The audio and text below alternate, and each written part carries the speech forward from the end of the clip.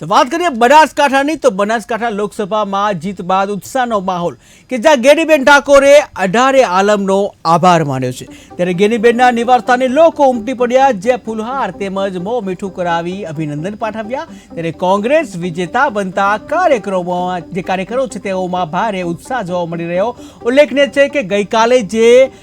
જે લોકસભા 2024ના જે પરિણામો જાહેર થયા હતા અને જ્યાં ગેનીબેન ઠાકોર કે જેઓ બનાસકાંઠા સીટ ઉપરથી કોંગ્રેસ તરફથી ઉમેદવાર હતા અને જે શરૂઆતથી જ જે બનાસકાંઠા સીટ છે એ ચર્ચાસ્પદ રહી હતી અહીંયા જે બે મહિલા ઉમેદવાર છે મેદાનમાં ઉતારવામાં આવ્યા હતા જ્યાં કોંગ્રેસ તરફથી ગેનીબેન ઠાકોરને મેદાનમાં ઉતારવામાં આવ્યા હતા ત્યારે ભાજપ પક્ષમાંથી રેખાબેન ચૌધરીને મેદાનમાં ઉતારવામાં આવ્યા હતા ત્યારે 30,000થી વધુની જે સરસાઈ સાથે ગેનીબેન ઠાકોરનો ભવ્ય વિજય થયો હતો અને આ સાથે જ ભાજપની જે 26માંથી 26ની જે હેડ્રિક છે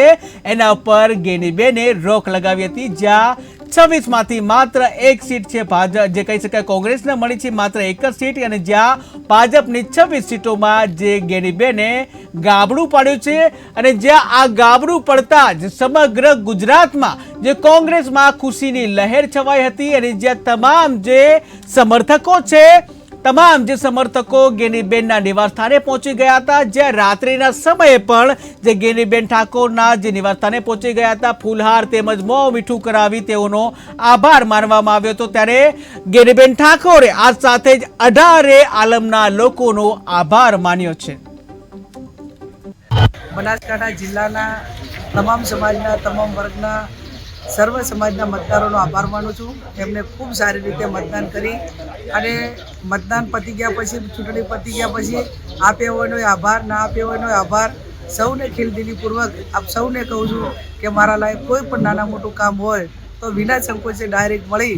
અને મને વાત કરશો તો જ્યાં પણ તમને મદદરૂપ થવાનું હોય ત્યાં થવાના પ્રયત્નો કરીશ। ફરીથી પણ સમગ્ર જનતાનો હૃદયપૂર્વક આભાર વ્યક્ત કરું।